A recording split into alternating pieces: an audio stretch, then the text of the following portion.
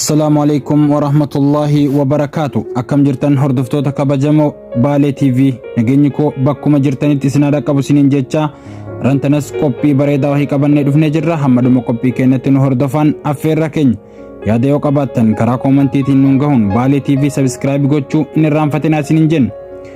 Baalen TV'n qophiilee babbareedaa faayidaa ilma namaatiif qaban qabatee dhufa yeroo hundaa Baalee TV waliin turtii gaarii. Maarree akkuma beekamu waa'ee hirribaati kalaallu. Ilmi namaa hirriba yoon qabaanne jiraachuu akka hin danda'amne beekamaadha.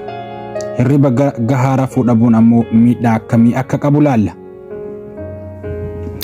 Namni tokko hirriba gahaa yoo hin rafne miidhaalee asii gadiitu isa mudata. Tokkoffaa sammuu keenya dadhabsiisa. Dandeettii yaadachuu xiinxaluu fi madaaluu hir'isa. Lammaffaa dhukkuboota hedduuf akka salphatti akka saaxilamnu taasisa.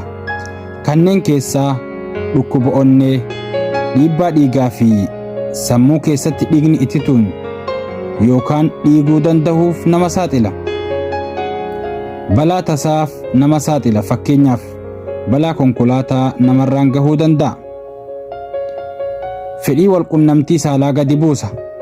Keessumaa dubartootaaf hirribni ga'aan hin rafne taanaan fedhii walqunnamtii saalaa dhabaa deemu. Dhiphina sammuu fida. Namni yeroo ga'aa hin rafne turtii keessa sammuun isaa of jibbuu, gaddaa fi dhiphina keessa seenaa deema.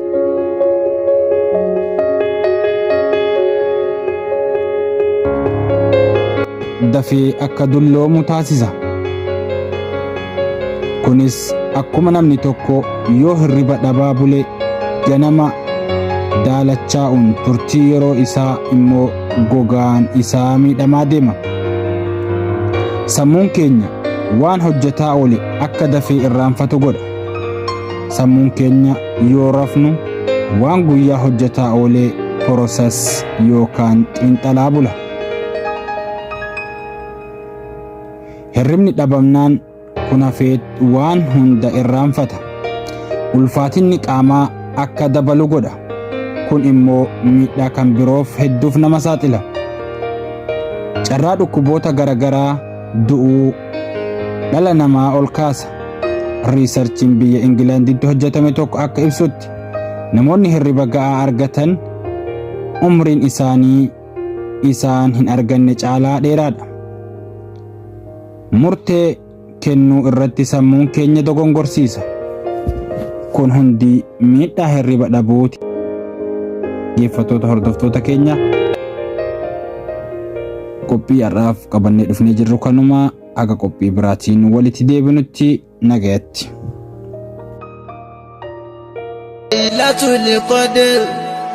Laylatul qadr khayrun من 1000 شهر تنزل الملائكة والروح فيها بإذن ربهم من كل أمر سلام هي حتى مطلع الفجر.